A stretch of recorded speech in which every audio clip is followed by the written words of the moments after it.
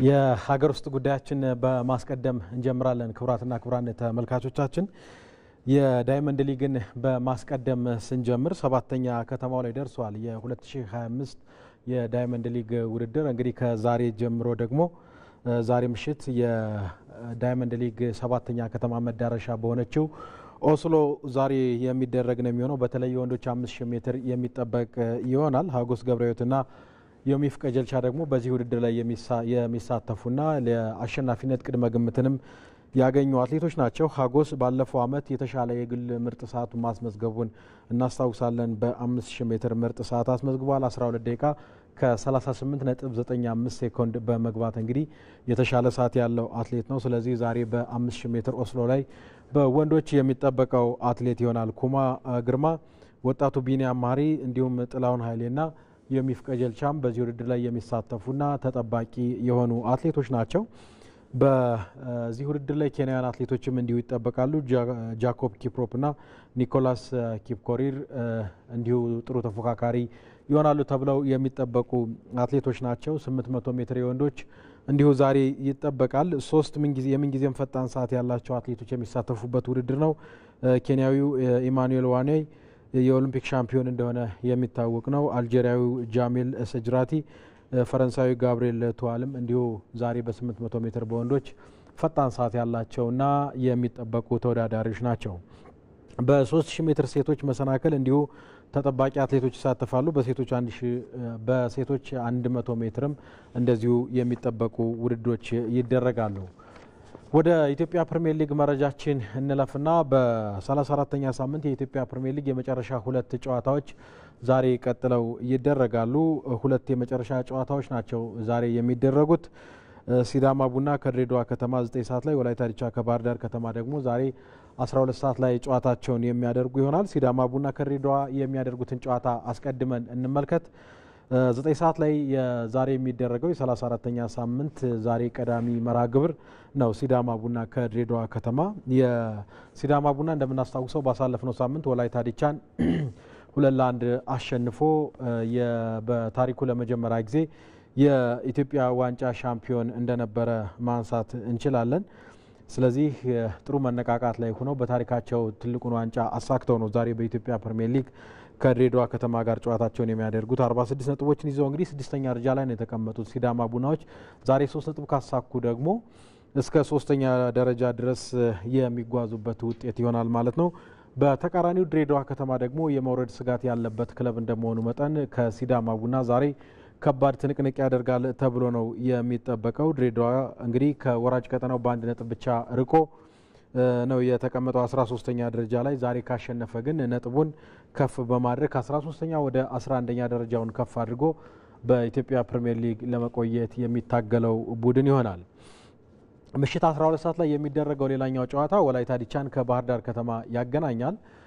ወላይታ ዲቻ ቀደም ብዬ እንዳነሳሁት እንግዲህ ባሳለፍነው ሳምንት ለኢትዮጵያ ዋንጫ ፍጻሜ ደርሶ በሲዳማ ቡና ተሸንፎ 2-1 ዋንጫውን ማጣቱ ይታወሳል። ባለፈው ዓመትም እንግዲህ በተከታታይ 2 ዓመታት ማለት ነው በኢትዮጵያ ቡና 2-1 ተሸንፎ በኢትዮጵያ ዋንጫ ይህንን ዋንጫ ማጣቱ የሚታወስ ነው። ስለዚህ ከሽንፈት መልስ ዛሬ ከባህር ዳር ከተማ ጋር ጠንካራ ጨዋታ ያደርጋል።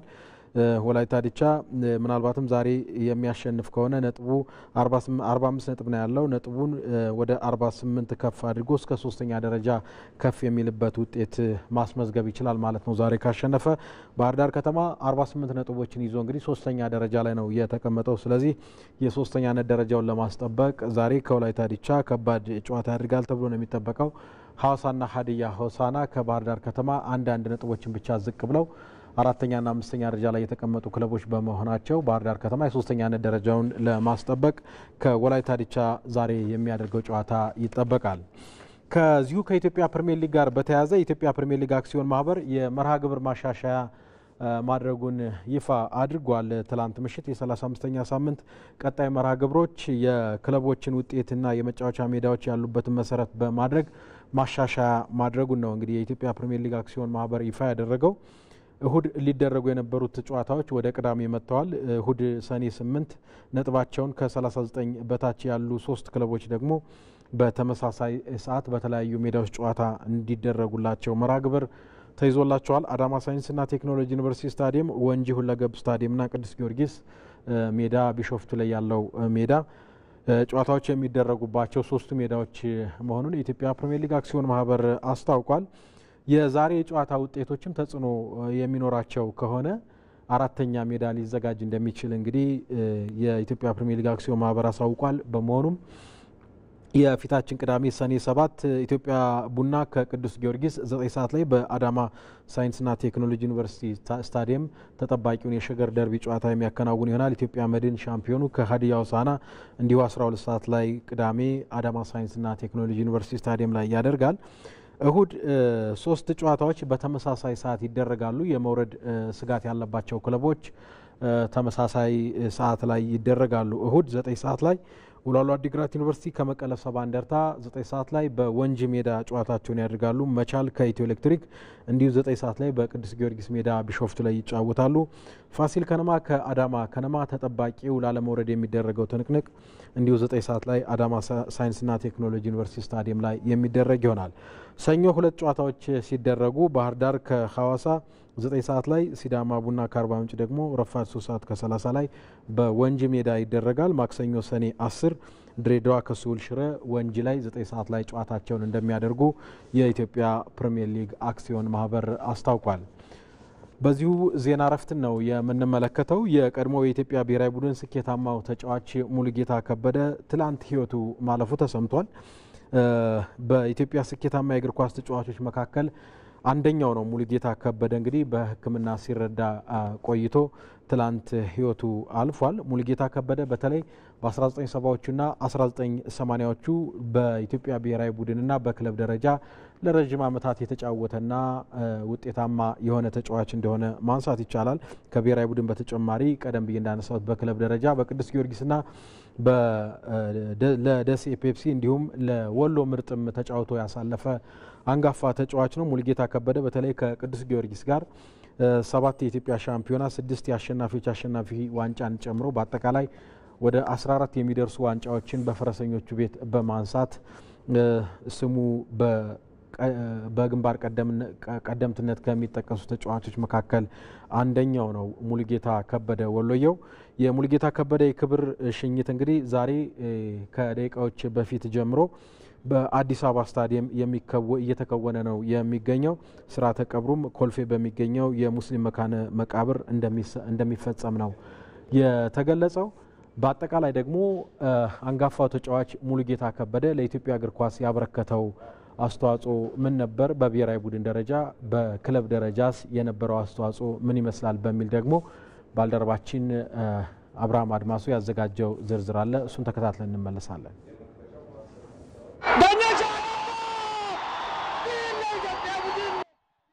የደስታ በአዲስ አበባ ስቴዲየም እንዲፈጠር ወሳኙን የመለያ ምት እንዲመታ በአሰልጣኝ ክላውስ ሄፓውሰን የተመረጠው የቅዱስ ጊዮርጊሱ ኮከብ ሙሉጌታ ከበደ ነበር። ከርቀት ግብ የሚያስቆጥሩ አጥቂ ግን ከፍጹም ቅጣት ምት ጋር ጥሩ ታሪክ የለውምና ለመምታት ድፍረት አጣ። ወኔያሙ የቡድን አጋሩ ዳኛቸው ደምሴ ሊመታ ሄደ። ዳኞ ገላግሌ ያስቆጠረ። ኢትዮጵያም የ15ኛው የምስራቅና መካከለኛ አፍሪካ ዋንጫ አሸናፊ ሆነች።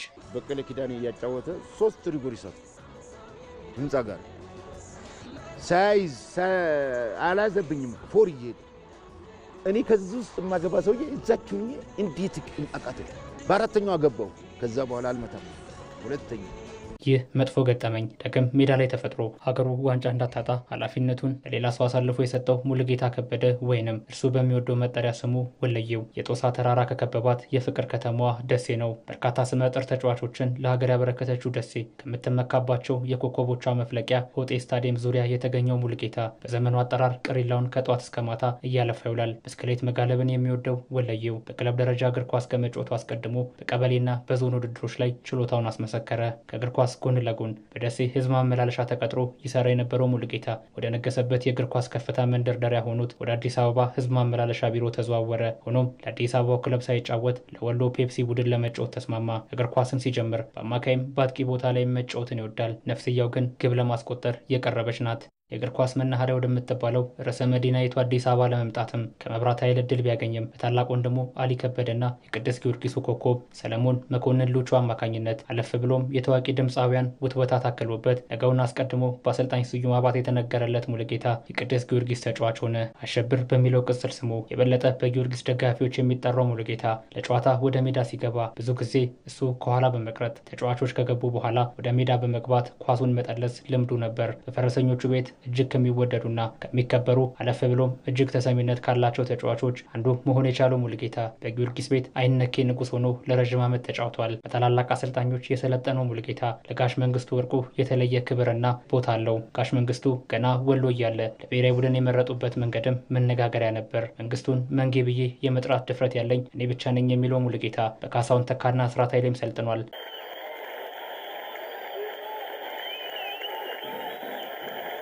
በኢትዮጵያ እግር ኳስ ውስጥ የጦሳ ተራራን ያህል ስም ገንብቷል። ቁመቱ አጠር ያለ ቢሆንም ከየትኛውም ተከላካይ በላይ ዘሎ ግብ ያስቆጥራል። በየትኛው ደቂቃም ጎል ጋር መድረስ እንዳለበት የሚያውቅ የጨዋታ ውጤት ቀያሪም ሲሆን ምን ማድረግ እንዳለበት የሚያውቅም ጭምር ነው። ጊዮርጊስን በትልልቅ ጨዋታዎች ላይ ተሸክሞ የሚወጣ ግብ አስቆጣሪ፣ ፈጣን፣ ቀልጣፋ፣ ድንቅ የቦታ አያያዙ የሚመሰከርለት ወለየው ጎል ከማስቆጠር በተጨማሪም ለጎል የሚሆኑ ኳሶችን በመፍጠር የሚደርስበትም አልነበረም። ለ13 ዓመታት በአንድ ጫማ መጫወትም ችሏል። በቅዱስ ጊዮርጊስ መለያ ከ1977 ዓ.ም እስከ 1989 ዓ.ም ድረስ ተጫውቶ ማሳለፍ የቻለው ሙሉጌታ ከቡድኑ ጋር በኢትዮጵያ ሻምፒዮና፣ በኢትዮጵያ ጥሎ ማለፍና በአሸናፊዎች አሸናፊ ወደ 14 የሚጠጉ ዋንጫዎችን ማሳካት ችሏል።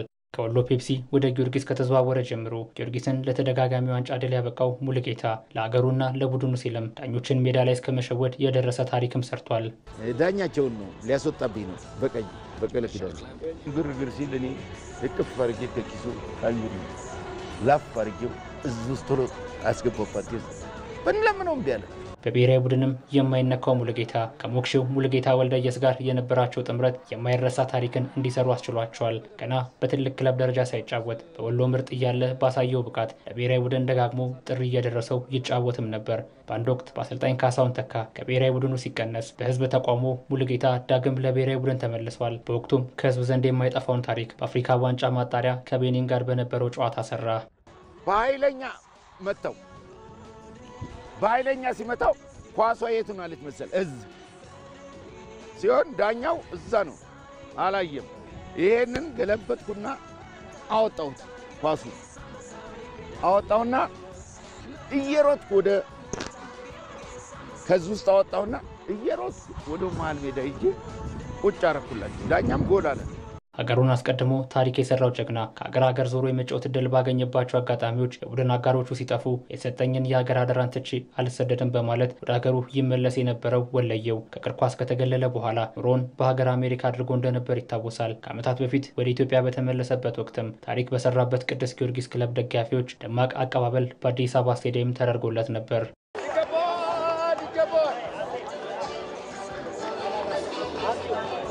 ሙሉጌታ ከሰሞኑን በጠና ታሞ የሕክምና ክትትል ሲደረግለት የቆየ ቢሆንም በተወለደ በ58 ዓመቱ ከዚህ ዓለም በሞት ተለይቷል።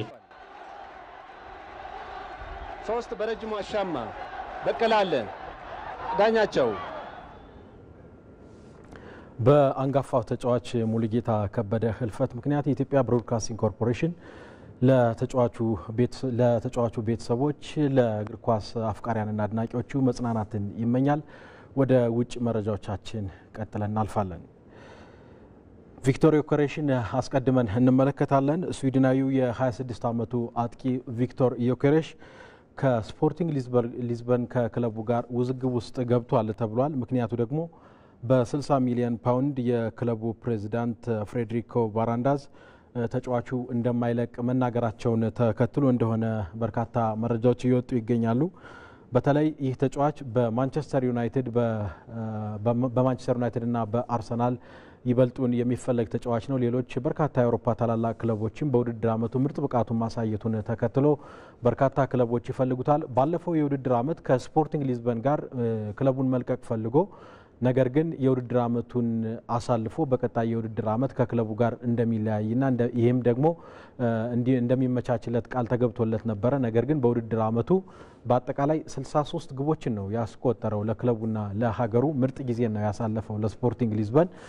ያንንም ተከትሎ እንግዲህ የክለቡ ፕሬዝዳንት ተጫዋቹ የውድድር ዓመቱ ጥሩ ጊዜ ማሳለፉን ተከትሎ የዋጋ ጭማሪ አድርገዋል። በርካታ ክለቦችም ፈላጊ መሆኑን ተከትሎ ስለዚህ ምንም ይሁን ምን ይህ ተጫዋች በ60 ሚሊዮን ፓውንድ ክለቡን አይለቅም ማለቱን ተከትሎ ዝውውሩ ላይ እንቅፋት መሆኑን ተከትሎ እንግዲህ ይህ ተጫዋች ከክለቡ ጋር ሰጣ ገባ ውስጥ ገብቷል ተብሏል።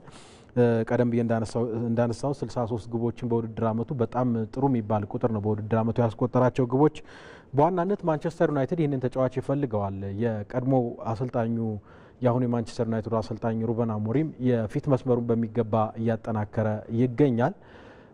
ማቲያስ ኩኛን ቀደም ሲል ከወልብስ እንዲሁም ደግሞ ብሪያን ምቤሞን ከብሬንትፎርድ ማስፈረሙን እናስታውሳለን። ስለዚህ የፊት መስመር 9 ቁጥር አጥቂ ላይ ደግሞ ይህንን ቪክቶር ዮኬሬሽን የቀድሞ ተጫዋቻቸውን ለማስፈረም ትልቅ ፍላጎት አላቸው። ያንንም ተከትሎ እንግዲህ ቃል በተገባለት መንገድ ይህ ተጫዋች ክለቡን መልቀቅ ይፈልግ ነበር። ነገር ግን የክለቡ ፕሬዝዳንት የዋጋ ጭማሪ ማድረጋቸውን ተከትሎ ለዝውውሩ እንቅፋት መሆኑንም ተጫዋቹ እየተናገረና ከክለቡ ጋርም ውዝግብ ውስጥ መግባቱ ነው የተነገረው።